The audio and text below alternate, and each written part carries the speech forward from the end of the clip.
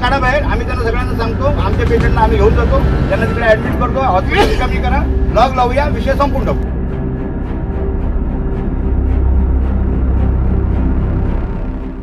नमस्कार, कोकण साथ लाईव्हच्या या विशेष कार्यक्रमात मी किशोर नाईक गावकर आपलं स्वागत करतो. आपल्या सोबत आहेत आमचे सावंतवाडीचे प्रतिनिधी विनायक गावस. विनायक, स्वागत आहे तुझं या कार्यक्रमात. आज एका अत्यंत महत्त्वाच्या अशा विषयावरती आम्ही ही चर्चा करणार आहोत. आम्ही आहोत सावंतवाडी या ठिकाणी आणि सिंधुदुर्ग जिल्हा आणि सिंधुदुर्ग जिल्ह्यातलं आरोग्य या विषयावरती आम्ही विशेष चर्चा करणार आहोत. आणि या चर्चेचं कारण ठरलं ते म्हणजे दोडामार्ग रुग्णालयातल्या गैरसोयी गैरव्यवस्था या विरोधात तिकडच्या स्थानिक लोकांनी आंदोलन सुरू केलेलं आहे. आणि या आंदोलनामुळे पुन्हा एकदा केवळ दोडामार्गातीलच नव्हे तर एकूणच सिंधुदुर्गातल्या आरोग्य सेवेसंबंधीचा प्रश्न जो आहे तो ऐरणीवरती आलेला आहे. सिंधुदुर्ग जिल्हा हा गोव्याला टेकून असलेला महाराष्ट्र राज्यातला जिल्हा आहे आणि मोठ्या प्रमाणात सिंधुदुर्ग जिल्हा जो आहे तो आरोग्याच्या बाबतीत गोव्यावरती अवलंबून आहे. आणि गोव्यातलं मग ते डिस्ट्रिक्ट हॉस्पिटल असू द्या किंवा GMC असू द्या, मोठ्या प्रमाणात सिंधुदुर्गातले लोक तिथं उपचारांसाठी येत असतात. आणि अर्थातच गोव्यातले लोक जे आहेत ते उत्तर गोव्यातनं सिंधुदुर्ग म्हणा किंवा बाकी एकूणच कोकण पट्ट्यातील लोक म्हणा आणि दक्षिणेतून कालवार आणि कर्नाटकातील लोक हे मोठ्या प्रमाणात GMC मध्ये उपचारासाठी येत असल्यामुळे स्थानिक लोकांवरती अन्याय होतो अशा पद्धतीची भावना ही गोव्यातल्या लोकांच्या मनात तयार होताना कुठेतरी दिसते. आणि हे जे लोक बाहेरून आरोग्य उपचारासाठी तिथं पोचतात त्यांना कुठेतरी एक गिल्टी फील होतं की आपल्या बाबतीत स्थानिक लोकांच्या मनात राग द्वेष अशा पद्धतीच्या भावना त्यांच्या मनात निर्माण होतात. ज्या सिंधुदुर्ग जिल्ह्याची चर्चा राजकीय पटलावर ती नेहमीच होत असते, तो सिंधुदुर्ग जिल्हा गेली अनेक वर्ष या आरोग्याच्या बाबतीत नेमका का मागे राहिला आहे या संबंधी आम्ही जाणून घेणार आहोत. सध्या महाराष्ट्र सरकारात सिंधुदुर्गाचे मंत्री म्हणून सावंतवाडीचे आमदार दीपक भाई केसरकर हे सरकारात मंत्री आहेत. या व्यतिरिक्त नितेश राणे जे आहेत ते सत्ताधारी भाजपचे आमदार आहेत. आणि असं असतानाही ज्या पद्धतीनं या सिंधुदुर्ग जिल्ह्यातल्या आरोग्य गैरव्यवस्थेकडे लक्ष देणं अपेक्षित आहे त्या पद्धतीनं लक्ष दिलं जात नाही. आणि त्यामुळे 12 ते 13 लाख लोकसंख्या असलेल्या या सिंधुदुर्ग जिल्ह्यातल्या लोकांना मोठ्या प्रमाणात त्यांची आरोग्याच्या बाबतीत परवड सुरू आहे. काय आहे नेमकं हे चित्र? का सिंधुदुर्ग जिल्हा आरोग्याच्या बाबतीत मागे राहिलेला आहे? आणि एकूणच या जिल्ह्यातल्या लोक हे आपल्या आरोग्याच्या बाबतीत कशा पद्धतीनं परावलंबी आहेत हे आम्ही विनायक कडून समजून घेणार आहोत. विनायक, सगळ्यात पहिला प्रश्न, जे दोडामार्ग रुग्णालयात सध्या आंदोलन सुरू झालेलं आहे त्याचं नेमकं कारण काय? दोडामार्ग रुग्णालयात नेमक्या काय सुविधा आहेत आणि ह्या आंदोलनाचा शेवट काय होणार आहे? नक्कीच सर, दोडामार्गमध्ये सध्या बघितलं तर मध्येच आपण जी बातमी बघितली की एक महिला होती, वृद्ध महिला, तिच्यावर उपचार सुरू होते आणि तो मृत्यू वगैरे झाला. आणि तिथले जे काही सुविधा आहेत म्हणजे डॉक्टर्स नाही आहेत तिथं असं म्हणणं आहे. कारण काही दिवसांपूर्वी आपण पाहिलं तर तिथे जे वैद्यकीय अधीक्षक होते ज्ञानेश्वर एवळे हे सावंतवाडीला आले. सावंतवाडीचा चार्ज त्यांच्याकडे देण्यात आला आणि त्यानंतर तिथलं पद हे रिक्त होतं. मग तिथे काही डॉक्टर भरले गेले, पण पुरेसा स्टाफ जो आहे किंवा जी मंजूर पदं आहेत शासनाकडनं ती भरली गेलेली नाहीत. किंवा शासनाच्या अनेक ज्या परीक्षा व्हायच्या आपले मंत्री महोदय सगळे सांगतायत की त्या परीक्षा झाल्यानंतर ही समस्या दूर होईल. कारण महाराष्ट्रात ठाण्यामध्ये पण तुम्ही मध्ये बघितलं तर बरीच लोक याच कारणामुळे दगावली. म्हणजे अगदी किड्यामुंग्यांसारखं मरण हे आमच्या लोकांना सोसावं लागतं. आज गोव्यासारखं राज्य GMC जवळ असल्यामुळे आमचा जीव वाचतोय, आम्हाला ऑक्सिजन मिळतोय गोव्यामुळे. नाहीतर कधीच म्हणजे अशी रास पडली असती जी कोरोनात पडत होती. जाळायला सुद्धा ढीग लागत होते पण जाळणारे कमी पडत होते, अशी अवस्था होत होती. याला कारणच हे सगळं आहे. आणि दोडामार्गचा पण विषय तसाच आहे. तिथल्या लोकांनी मागे निधी गोळा करून ॲम्ब्युलन्स आणली, बऱ्याच गोष्टी झाल्या. एवढे डॉक्टर तिकडे होते, तिथे आल्यानंतर हे प्रकार तिथे झालेत. तिथे मेन म्हटलं ती पदं जी आहेत ती रिक्त आहेत. हाच एक महत्त्वाचा विषय आहे. किंवा जिल्हा रुग्णालयात आता शासकीय वैद्यकीय महाविद्यालय झालं आहे, ती एक बॅच सुद्धा सुरू झाली आहे. पण ज्या प्रमाणात गोव्यामध्ये आम्ही जेव्हा जातो, GMC मध्ये आम्ही जातो आणि ज्या पद्धतीचे उपचार आमच्यावर तिथे होतात, जिथे सगळ्या मशिनरीज आहेत, टेक्निशियन्स आहेत आणि अगदी 24 तास तिथे उपलब्ध असतात आणि चांगली सेवा आमच्या सिंधुदुर्गवासियांना गोव्यातनं मिळते. त्या बदल्यात बघितलं तर इथे आमच्याकडे मशिनरीज आहेत पण टेक्निशियन्स नाही आहेत. टेक्निशियन सकाळी असला तर दुपारी नसतो, एखादा सण आला तर सुट्टी, म्हणजे तोही माणूसच आहे, त्याचाही विचार आपण केला पाहिजे. कारण जी पदं आहेत त्यातली अर्धी पदंही भरलेलीच नसतात आणि त्याचा परिणाम असा होतो की जो काम करतोय त्याच्यावर त्याचा लोड येतो आणि त्यातनं कधीतरी अशी घटना घडते, उद्रेक होतो आणि मग हॉस्पिटल बंद करा असं नाईलाजानं तिथल्या लोकांना म्हणावं लागतं. त्यातलीच घटना ही दोडामार्ग ग्रामीण रुग्णालयात जी घडलेली आहे ती आहे. दोडामार्ग हा एक दुर्गम भाग आहे, गोव्याला जवळ आहे आणि सगळ्याच बाबतीत तो गोव्यावर अवलंबून आहे, आरोग्यासह सगळ्याच बाबतीत. कारण त्यांना जर जिल्हा रुग्णालय यायचं जरी असेल तरी गोवा जवळ पडतंय. त्यामुळे ते दोडामार्गमधनं त्यांनी इच्छा जरी असली की बाबा आपल्या राज्यातलं आपल्या जिल्ह्यातलं रुग्णालय आहे तिथे जावं, तर ते येऊ शकत नाही. त्याच्यापेक्षा ते गोव्यात जाऊन उपचार घेऊ शकतात आणि त्या पद्धतीने आतापर्यंत चालत आलंय. त्यामुळे तो रोष तिथल्या लोकांचा आहे, इथल्या लोकप्रतिनिधींवर आहे. कारण 42 वर्ष ही थोडी वर्ष नाही आहेत आणि 42 वर्ष होऊन सुद्धा आम्ही आज आमच्या आरोग्यासाठी झगडतोय, हा एक महत्वाचा मुद्दा आहे. आणि त्यामुळेच आज ते आंदोलन झालं. लोकांना नाईलाजास्तव म्हणावं लागलं की हॉस्पिटल बंद करा. कारण एक डॉक्टर संपूर्ण हॉस्पिटल सांभाळतोय, तोही माणूस आहे, त्यालाही त्याची फॅमिली आहे, त्याचाही विचार तिथले लोक करतात आणि कोकणी जनता ही नेहमी दुसऱ्याचा विचार करणारी आहे. त्यामुळे त्या दृष्टीनेच ते सर होतंय. आणि महत्वाचं म्हणायचं की आमच्या लोकप्रतिनिधींनी आतापर्यंत अनेक आश्वासनं दिली, अनेक गोष्टी केल्या, पण आरोग्याच्या बाबतीत आम्ही अजूनही मागासलेलेच आहोत असं नाईलाज मला म्हणावं लागतं. कारण कोकणात आता सगळ्या गोष्टी आहेत, पण मागासले पण जर कशात असेल कोकणात तर ते आरोग्याच्या बाबतीत. आणि हे सगळ्यात जास्त ह्याचा जर अनुभव आम्हाला आला असेल तर तो कोरोनाच्या वेळी आला. आमच्या डॉक्टरांनी त्यावेळी किंवा आमच्या सगळ्या आरोग्य सेविकांनी अगदी स्वतःच्या जीवाची तमा न बाळगता काम केलं, म्हणूनच सिंधुदुर्गवासीय वाचला. अगदी गोव्यासारख्या ठिकाणी सुद्धा आम्हाला उपचार चांगल्या पद्धतीनं मिळाले. अगदी मुंबई, आपल्या मिरज ह्यासारख्या भागात आजही म्हणजे बेळगावला सुद्धा हॉस्पिटलला आमची लोक जातात, कारण त्यांना ज्या पद्धतीनं उपचार पाहिजे असतात ते इथे मिळत नाही. त्यामुळे यमाची दारं आम्हाला खुली असतात आणि त्यावेळी आम्हाला एक अशी आशेची वाट दिसते की जगण्याची, किंवा एक जीवनदायिनी म्हणून आम्ही त्यांच्याकडे पाहत होते. गोवा आहे, बेळगाव आहे किंवा मुंबई आहे, त्यामुळे त्या ठिकाणी आम्हाला जावं लागतं. वाचलो तर वाचलो. विनायक, दुसरा एक महत्वाचा विषय म्हणजे ज्या सावंतवाडीचे आमदार जे आहेत दीपकभाई केसरकर, ते मंत्रिमंडळात मंत्री आहेत. आता मंत्री असूनही आणि केंद्र सरकारचाही त्यांना पाठिंबा आहे. भाजपचं सरकार 2014 पासून केंद्रात आहे आणि भाजपच्या सरकारकडनं नेहमीच वेगवेगळ्या क्षेत्रात कशा पद्धतीनं विकास झाला असे अनेक दावेही केले जातात. मागच्या वेळेला भाजपचं सरकार महाराष्ट्र राज्यात होतं. एवढं असूनही सिंधुदुर्ग जिल्ह्याकडे इतकं दुर्लक्ष होण्याचं कारण काय? आणि सिंधुदुर्ग जिल्हा हा केवळ राजकीय स्वार्थासाठीच हा जिल्हा आहे की काय? कारण सगळी इकडची जनता म्हणा किंवा इकडचे विषय हे सगळे येऊन राजकारणावरती थांबतात. बाकी सर्वसामान्य लोकांना आरोग्य म्हणा, रोजगार म्हणा, कुठल्याच बाबतीत काहीही विषय इकडचे सुटले नाहीत. आताच आजच्याच वर्तमानपत्रामध्ये बातमी आहे की काहीतरी एक्स्ट्रा स्टाफ मंजूर केलेले आहेत. काय हे एक्स्ट्रा स्टाफ मंजूर करणं म्हणजे किती स्टाफ मंजूर केलेले, त्याचा तात्काळ फायदा लोकांना कसा काय मिळणार आहे? नक्कीच सर, तुम्ही जे म्हटलं की मागच्या सरकारचा उल्लेख केला, जे आमचे इथले संदीप सावंत त्यावेळी मंत्री होते ते कोकणातलेच होते. त्यांनी काय केलं हे त्यांनाच ठाऊक आता. दुसरं तुम्ही म्हटलं की शालेय शिक्षण मंत्री दीपक केसरकर इथले आमदार आहेत. त्याचबरोबर इथले जे पालकमंत्री रवींद्र चव्हाण आहेत ते सुद्धा सावंतवाडीचे कोकणाचे सुपुत्र आहेत. जे उदय सामंत जे उद्योग मंत्री आहेत ते सुद्धा सावंतवाडीशी रिलेटेड आहेत, सुपुत्र आहेत. विधानसभेचे अध्यक्ष राहुल नार्वेकर हे या सावंतवाडी शहराचे सुपुत्र आहेत. त्याचबरोबर अगदी आमचे केंद्रीय मंत्री नारायण राणे असतील, सुरेश प्रभूंसारखी मंडळी इथे आहेत, अगदी नितेश राणे आहेत, निलेश राणे आहेत, वैभव नाईक, विनायक, म्हणजे जितकी नावं मी घेईन ती कमी पडतील. पण त्या पद्धतीनं आरोग्याच्या दृष्टीला इथे नाही बघितलं गेलं. तुम्ही जसं म्हटलं की राजकारणापुरतं मर्यादित ठेवलं, लोकांना रोजगार असेल किंवा ह्याच्यावरनं नेहमी झुलवतच ठेवलं, पण प्रत्यक्षात काहीच झालं नाही. कारण 2017ला जेव्हा गोव्याने आमचे उपचार बंद केले होते, माझ्यामध्ये विश्वजित राणे त्यावेळी हेल्थ मिनिस्टर होते, त्यावेळी आम्ही दोडामार्ग आणि सावंतवाडी वासी आम्हाला उपोषणाला बसावं लागलं होतं.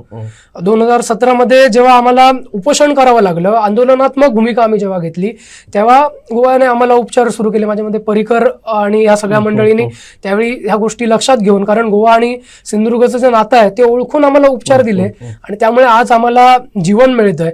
आणि ह्या सगळ्या नेत्यांबद्दल बोलायचं झालं तर आरोग्याच्या बाबतीत तेवढंसं लक्ष नाही दिलं गेलं. भाईसाहेब सावंत असताना प्रत्येक गावात प्राथमिक आरोग्य केंद्र निर्माण झाली, पण आज त्या प्राथमिक आरोग्य केंद्राची अवस्था काय आहे हे पण बघणं गरजेचं आहे. कारण उपजिल्हा रुग्णालयात किंवा जिल्हा रुग्णालयातच म्हणजे हॉस्पिटल आहे, इमारती आहेत, पण डॉक्टर नाही आहेत, स्टाफ नाहीये, अक्षरशः कधी कधी गोळ्या नसतात, इंजेक्शन नसतात. म्हणजे एवढी भयान परिस्थिती येते की सामान्य लोक का जातो हॉस्पिटलमध्ये, की आपल्याकडे खिशात पैसा नाहीये, आपल्याला तेवढा उपचारासाठी खर्च करता येणार नाहीये. पण तिथे जेव्हा आम्ही जातो त्यावेळी बाहेरनं जेव्हा औषधं आणावी लागतात, गोळ्या आणाव्या लागतात, तेव्हा दुःख होतं त्या माणसाला. म्हणजे ज्या माणसाला 500 रुपये महिन्याला साठवणं कठीण असतं, 500-1000 रुपये सहजच गोळ्यांसाठी जातात. मग विचार करावा लागतो की आपण का जातोय सरकारी रुग्णालयामध्ये. गोव्यात जेव्हा आम्ही जातो तेव्हा परिस्थिती विरुद्ध असते. पण आम्ही जेव्हा सिंधुदुर्गचा विचार करतो त्यावेळी ह्या गोष्टी होतात. आणि सिंधुदुर्गमधनं दिवसाला किमान 10-15 लोक हे गोव्याला जातातच. म्हणजे जे अधिकृत 108 असेल, अँब्युलन्सने असेल, बाकी कोण जात असतील तो विषय वेगळाच आहे. पण सिंधुदुर्गातले बऱ्यापैकी लोक तिथे जातात आणि याला आपल्या इथले लोकप्रतिनिधी कारणीभूत आहेत असं म्हणायला हरकत नाही. कारण ज्या पद्धतीनं आदल्या आमच्या लोकप्रतिनिधींनी विकासात्मक काही दृष्टिकोन ठेवला त्या पद्धतीनं झाला. पण आरोग्य याच्याकडे थोडंसं दुर्लक्ष झालं. म्हणजे नारायण राणेंनी स्वतःचं SSPM रुग्णालय सुरू केलं. नारायण राणे यांच्या अनेक भाषणातनं ते सांगतात किंवा त्यांच्या पुस्तकातनं पण आपल्याला पाहायला मिळतं. ते वेळोवेळी हे सांगतात की आपली ती एक हॉस्पिटल म्हणजे एक स्वप्नपूर्ती आहे, जरी ते खाजगी असेल, तिथे जे जातील उपचार करायला. पण नारायण राणे सांगतात की आपले वडील जेव्हा आजारी होते सिंधुदुर्गामध्ये त्यावेळी त्यांच्यावर उपचार इथे झाले नाही आणि त्याच्यामुळे त्यांचे वडील दगावले, असं ते वेळोवेळी आपल्या भाषणात किंवा आपल्या पुस्तकातनं पण त्यांनी मांडलं. आणि त्याच्यामुळे त्यांचं एक स्वप्न होतं की सिंधुदुर्गात एक मोठं हॉस्पिटल असावं आणि त्याच्यासाठी त्यांनी ते केलं, असं ते वारंवार म्हणतात. आता त्यांनी चांगल्या पद्धतीनं मेडिकल कॉलेज हॉस्पिटल आहे, पण ते खाजगी आहे. त्याच्यामुळे सर्वसामान्य लोकांना त्यात सगळ्याच गोष्टी नाही परवडणार. पण एक आशा आहे, तिथे झालं. आमचं गव्हर्नमेंटचं सुद्धा शासकीय वैद्यकीय महाविद्यालय पण झालं. पण आजही आम्हाला गोव्याशिवाय पर्याय नाहीये. कारण मी जेच म्हणतो की मशिनरी आहेत, इमारती आहेत. सावंतवाडीचा तुम्ही आमदारांचा आमचा उल्लेख केला त्यामुळे सांगतो की 10 वर्ष तर आम्ही ऐकतोय या 12 वर्ष होतील भूमिपूजन होऊन की मल्टी स्पेशालिटी हॉस्पिटल होणार आहे. त्याचं भूमिपूजन झालं पण अजून पण वीट लागलेली नाहीये. ते कुठे अडकलंय, का अडकतंय ते सांगतात. मागे उद्धव ठाकरेमुळे अडकलं, आता एकनाथ शिंदे आहेत, तानाजी सावंत आहेत, तरी पण ते अडकतंय. मग आता ते निदान लोकांची हीच आशा आहे की निदान इलेक्शनच्या निमित्ताने का असेना ते एकदा उभं राहावं. जरी ते नाही उभं राहिलं ना तरी जे उपजिल्हा रुग्णालय आहे, जिल्हा रुग्णालयाचं आता शासकीय आपल्या महाविद्यालयात रूपांतर झालं, पण ज्या PHC आहेत तिथे आम्हाला जर चांगली सुविधा मिळाली ना, म्हणजे जशी आता मी साधारण जर उपजिल्हा रुग्णालयाचं तुम्ही बघितलं तर 104 मंजूर पद आहेत, त्यातली भरलेली 65 आहेत आणि रिक्त पद 39 आहेत. म्हणजे याच्याच वरनं सगळं दिसतं. आणि हॉस्पिटलचा प्राण हा एक फिजिशियन असतो. उपजिल्हा रुग्णालयाला आमच्या फिजिशियनच नाहीये. जे डॉक्टर आहेत ते येतात तिथे काम करतात, काही जण कंत्राटी स्वरूपाचे आहेत. भूलतज्ञ आमच्याकडे नाही आहेत. जे भूलतज्ञ त्या ठिकाणी येतात त्यांचे अगदी 6-6, 7-7 महिने त्यांचे पेमेंट निघत नाही. मग कुठला भूलतज्ञ आमच्याकडे येणार आहे, त्याची वेगळी प्रोव्हिजन सुद्धा तिथे नाहीये. मग ह्या सगळ्या गोष्टी लक्षात घेता, कारण डिलिव्हरी सारखा विषय असेल, अगदी गोव्यातले पण काही लोक दुर्भाटकर डॉक्टरांच्या नावावर सावंतवाडीत यायचे किंवा आजही येतात. त्यामुळे ते आता रिटायर झालेत. पण ह्या जर सुविधा आम्हाला बेसिक सुविधा जर मिळणार नसतील, साधं ब्लड जर आम्हाला आता हवं असेल तर प्लाझ्मा एलायझा टेस्ट ही बंधनकारक झालेली आहे आणि एलायझा टेस्ट शिवाय आम्हाला ब्लड देता येत नाही. आणि एलायझा टेस्टला किमान एका ब्लड ग्रुपचे 10 जण एका वेळी लागतात आणि त्यानंतरची टेस्ट झाल्यानंतर त्याचं ब्लड सर्क्युलेशन होतं किंवा ब्लड बँकमध्ये तो साठा होतो आणि मग पुरवला जातो. तर ह्या अशा खूप गोष्टी आहेत ज्यांना आम्हाला सामोरं जावं लागतं. आणि ह्याला एक कारण म्हणजे इथे डॉक्टर नाही आहेत, पदं भरलेली नाही आहेत, MD फिजिशियन्स नाही आहेत किंवा आता जे नवीन काही डॉक्टर येतात ते इथे ट्रेनिंग घेत आहेत, पुढे जातात, किंवा जे काही इथे शासकीय सेवे देणारे डॉक्टर आहेत ते इथे प्रॅक्टिस करत आहेत. आपला एक वर्ग तयार झाला की स्वतःचं हॉस्पिटल इथे काढतायत आणि त्याच्यानंतर शासकीय जी रुग्णालय आहेत ती वारंवार पडतात. विनायक, आता प्रामुख्याने जर सांगायचं झालं तर यापूर्वी सगळ्याच नेत्यांची बोंब होती की कुठेतरी सिंधुदुर्ग जिल्ह्याला प्रतिनिधित्व सरकारात मिळत नाही, सत्तेत सिंधुदुर्ग जिल्ह्याला प्रतिनिधित्व मिळत नाही म्हणून सिंधुदुर्ग मागे राहिला. पण आता तर सिंधुदुर्ग जिल्हा सत्तेत सहभागी आहे. सिंधुदुर्ग जिल्ह्यातले एक केंद्रीय मंत्री आहेत, एक राज्यमंत्री आहेत, त्याच्यानंतर राज्य मंत्रिमंडळात मंत्री आहेत, त्याच्यानंतर सत्ताधारी पक्षात आमदार आहेत. एवढं करूनही जर सिंधुदुर्ग जिल्ह्याला जर न्याय मिळत नसेल तर मग आणखी सिंधुदुर्ग जिल्ह्याला वेगळा न्याय कसला मिळणार? मोठमोठी म्हणजे राजकीय भाषणबाजीत मला वाटतं सिंधुदुर्गासारखी भाषणबाजी महाराष्ट्राच्या अन्य कुठल्याच भागात होत नाही. मला एक प्रश्न पडतो विनायक की ह्या सगळ्या गोष्टी आपण डोळ्यादेखत पाहत असताना की बाबा आपल्या लोकांची मोठ्या प्रमाणात प्रचंड प्रमाणात आरोग्याच्या बाबतीत हेळसांड होते. मग असं असताना स्थानिक स्वराज्य संस्थांचे जे पदाधिकारी आहेत, मग ते नगराध्यक्ष असतील, नगरसेवक असतील, सरपंच असतील, जिल्हा परिषदेचे सदस्य असतील, हे सगळे लोक लोकप्रतिनिधी या नात्यानं ही सगळी गाऱ्हाणे आपल्या नेत्यांकडे का मांडत नाहीत? नेत्यांच्या अवतीभोवती गोतावळा करण्यासाठी हे लोक सगळे वावरत असतात. परंतु हे प्रश्न, जे मुख्य प्रश्न आहेत लोकांचे, जे सोडवणं गरजेचं आहे, त्या प्रश्नांचा पाठपुरावा या स्थानिक स्वराज्य संस्थांच्या पदाधिकाऱ्याकडनं किंवा लोकप्रतिनिधीकडनं का केला जात नाही? काय ना सर, जोपर्यंत स्वतःवर वेळ येत नाही तोपर्यंत ते दुःख कळत नाही. काही जण प्रयत्न करतात, काही सामाजिक संघटना आहेत, सामाजिक कार्यकर्ते खूप आमच्या सिंधुदुर्गात आहे. आम्ही सिंधुदुर्गवासीय खूप नशीबवान आहोत त्या बाबतीत, कारण एवढ्या सामाजिक संस्था आमच्याकडे काम करतात. आमचे लोकप्रतिनिधी सगळेच नाहीत, काही जण खरंच काम चांगल्या पद्धतीनं करतात, पण त्यांचं ऐकलं जात नाही किंवा आरोग्याच्या दृष्टीकडे किंवा त्या दृष्टीने, कारण त्याकडे लक्ष दिलं जात नाही तेवढ्या पद्धतीनं. आमचे लोकप्रतिनिधी असतील, निवेदनं स्वीकारतात, त्यावर तात्काळ काही निर्णय घेतात, पण त्याच्यावर अंमलबजावणी होत नाही. मी जसं म्हटलं की आमच्या साध्या मल्टी स्पेशालिटीचं भूमिपूजन होऊन आज 12 वर्ष झाली, अजून त्याची वीट आम्हाला दुसरी दिसत नाहीये. म्हणजे आमच्या काही शहरांपुरती जे काही बाळासाहेब ठाकरेंच्या नावानं जे दवाखाने आपला दवाखाना म्हणून सुरू केले होते, सावंतवाडी शहरात दुःख असं होतं की 6 महिने झाले मुख्यमंत्री येऊन, मुख्यमंत्र्यांच्या हस्ते ओपनिंग झालं, पण 6 महिने ते हॉस्पिटल सुरू नव्हतं. शेवटी आम्हाला ते मांडावं लागलं आमच्या माध्यमातनं. आम्ही ते मांडलं कोकण 7 लाईव्हच्या आणि कोकण 7च्या माध्यमातनं, आणि त्याच्यानंतर तो दवाखाना सुरू झाला. हे दुःख आहे कुठेतरी सिंधुदुर्गवासियांचं. आमचे काही लोकप्रतिनिधी मांडतायत, त्यांना ते जाणवतंय, कारण त्यांना ते दुःख समजतंय, कारण त्यांच्यावरती आज परिस्थिती दुर्दैवानं ओढावलेली आहे. कोणावरती येऊ नये हीच इच्छा, पण प्रत्येक जणाला तिची जाण आहे, पण त्यावर का ते पुढाकार घेऊन करत नाही हाच खरा प्रश्न आहे. कारण कदाचित वाटत असेल त्यातनं तेवढी मतं मिळतील नाही मिळतील, कारण प्रत्येकाचा आज विषय हाच झालेला आहे की आपला मतदारसंघ आणि आपली आमदारकी, आपली खासदारकी आणि आपला असलेला स्थान हे बळकट करणं, एवढ्यातच सध्या सगळे बिझी आहेत. स्थानिक स्वराज्य संस्थेबद्दल तुम्ही म्हटलं म्हणून सांगतो, तो सुद्धा आपल्या पक्षाचं तिकीट आपल्याला कसं मिळेल हे बघतोय. कारण राजकारणात जे काही सध्या चाललं आहे, एका पक्षामध्ये किंवा महायुतीमध्ये इतके पक्ष सध्या आहेत की तुम्ही जर काहीतरी मांडलं आणि नेत्याला अंगावर घेतलं तर तुमची त्याला काही गरज नाहीये, त्याच्याकडे अजून पडलेले आहेत. त्याच्यामुळे हाही विचार ते स्थानिक स्वराज्य संस्थातले प्रतिनिधी करत असतील. काही जण पोटतिडकीने मांडतायत, कारण त्यांना ते अनुभवावं लागतंय. दोडामार्ग सारख्या भागामध्ये अनेक जण, आज तिथले नगराध्यक्ष असतील, तिथले बाबूराव धुरींसारखे सामाजिक कार्यकर्ते असतील, खूप नावं आहेत, म्हणजे सगळ्यांचीच घेता नाही येणार, किंवा आमच्या सावंतवाडीत सिंधुदुर्गात पण अशी नावं आहेत. तर ही लोक काम करतायत. मी म्हटलं ना तुम्हाला की राजू मसूरकरांसारखं एक नाव आहे, मंगेश तळवणेकर वगैरे, देव्या सूर्याजी, तर ही नावं आहेत. यांच्या नावावर आम्हाला गोव्यामध्ये चांगले ट्रीटमेंट मिळते. म्हणजे आमच्या इथल्या आमदाराचं नाव जरी सांगितलं तरी आम्हाला तिथे काही मिळत नाही, किंमत नाही मिळत. पण इथल्या ह्या लोकांनी एक फोन केला तर आम्हाला तिथे चांगली सुविधा मिळते. ती का? कारण आमचा पण तेवढाच त्यांना सपोर्ट असतो. जेव्हा गोव्यात रक्त कमी पडतं, कुठला प्लाझ्मा कमी पडतो किंवा आणखीन कुठल्या गोष्टी आरोग्याच्या बाबतीत कमी असतात, तेव्हा ही माणसं उभी राहिलेली असतात आणि एक रक्ताचं नातं निर्माण त्यांनी गोव्याशी केलेलं असतं. त्याच्यामुळे ह्यांच्या शब्दाला तिथे किंमत मिळते. पण हे किती दिवस चालणार आहे? उद्या जर गोव्यानी नाकारलं आम्हाला तर मग आम्ही काय करणार आहोत? साहजिकच रक्ताचं नातं आहेच, परंतु त्याचबरोबर आश्वासनाचं नातं काय? म्हणजे रक्ताचं नातं बघून जर राजकारण्यांनी या सगळ्या सिंधुदुर्ग जिल्ह्याकडे अशाच पद्धतीने जर दुर्लक्ष केलं तर मग काय होणार आहे? आता केंद्र सरकारची आरोग्याची योजना आहे. या केंद्र सरकारच्या आरोग्य योजनेचा सिंधुदुर्ग जिल्ह्यातल्या किती लोकांना त्याचा लाभ मिळतो हा झाला एक प्रश्न.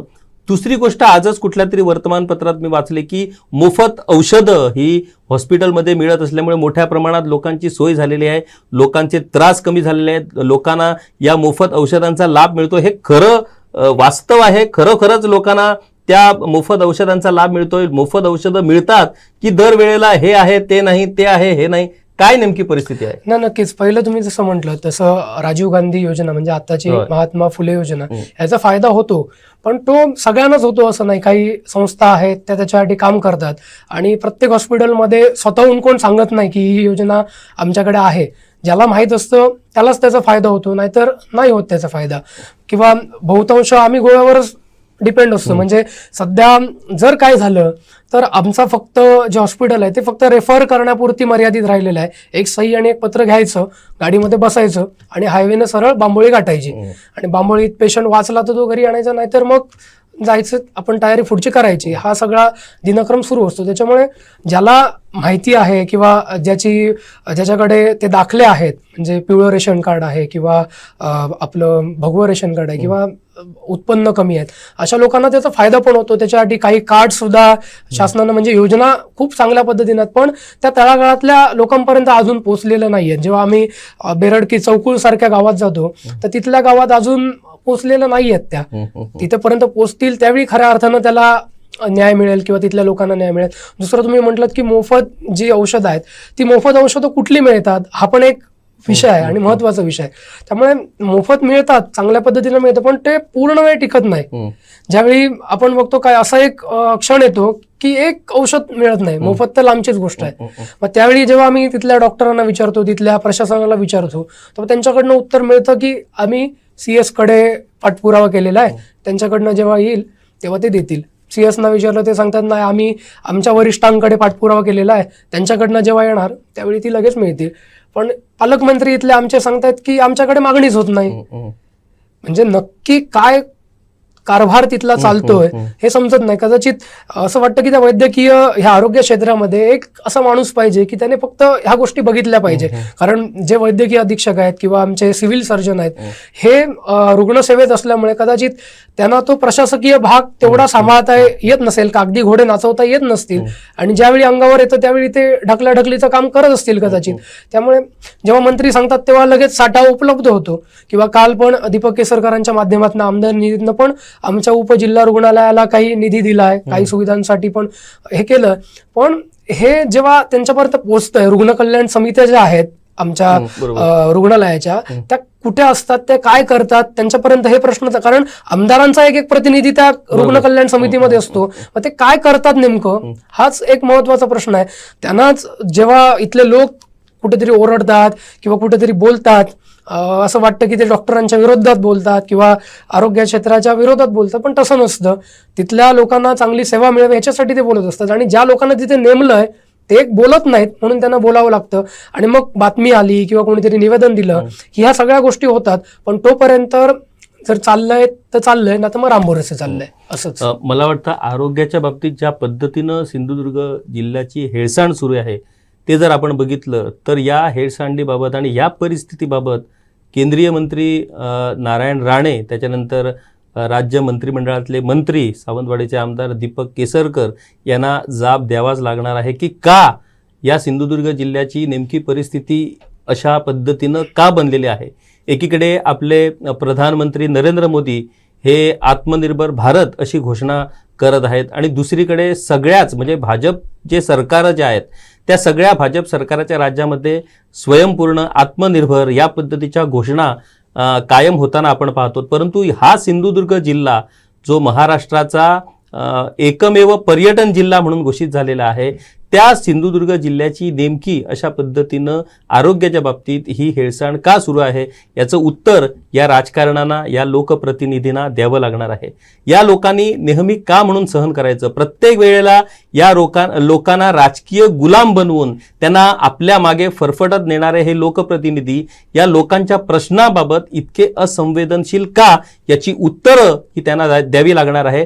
आणि कोकण 7 लाईव्ह वेळोवेळी याबाबतचे प्रश्न या लोकप्रतिनिधींना करत राहणार आहे. जोपर्यंत या प्रश्नांची उत्तरं येणार नाहीत तोपर्यंत कोकण 7 लाईव्ह लोकांचा आवाज बनून हे प्रश्न या लोकप्रतिनिधींना विचारत राहणार आहे आणि हा लोकांचा आवाज कायम सातत्याने पुढे नेणार आहेत. आरोग्याच्या बाबतीत योग्य पद्धतीनं आणि जे वास्तव आहे ते वास्तव विनायक गावस यांनी आपल्या समोर या ठिकाणी ठेवलेला आहे. आणि मला वाटतं या कार्यक्रमाच्या माध्यमातून हा एक स्पष्ट संदेश या सगळ्या लोकप्रतिनिधी समोर जायला पाहिजे आणि तो जाणारच आहे की आरोग्याची हेळसांड सिंधुदुर्ग वासियांची आता तरी संपवा. यापुढे लोक सहन करणार नाहीत. यापुढे लोक या विरोधात रस्त्यावरती उतरणार, उघडपणे प्रश्न करणार आणि जेव्हा योग्य वेळ येईल तेव्हा योग्य पद्धतीनं उत्तर देणार. विनायक, खूप चांगल्या पद्धतीनं तू आरोग्याचा हा विषय आज आमच्या प्रेक्षकासमोर मांडलाय. अशाच पद्धतीनं सिंधुदुर्ग जिल्ह्याच्या आणि एकूणच कोकणच्या वेगवेगळ्या प्रश्नावरती आम्ही सविस्तर चर्चा करणार आहोत, जाणून घेणार आहोत, हे प्रश्न शोधून काढणार आहोत, त्यांची उत्तरं, आणि या सगळ्या प्रक्रियेतून सिंधुदुर्गवासियांना आणि कोकणवासियांना सक्षम बनवणार आहोत आपल्या प्रश्नांची उत्तरं शोधण्यासाठी. तोपर्यंत नमस्कार.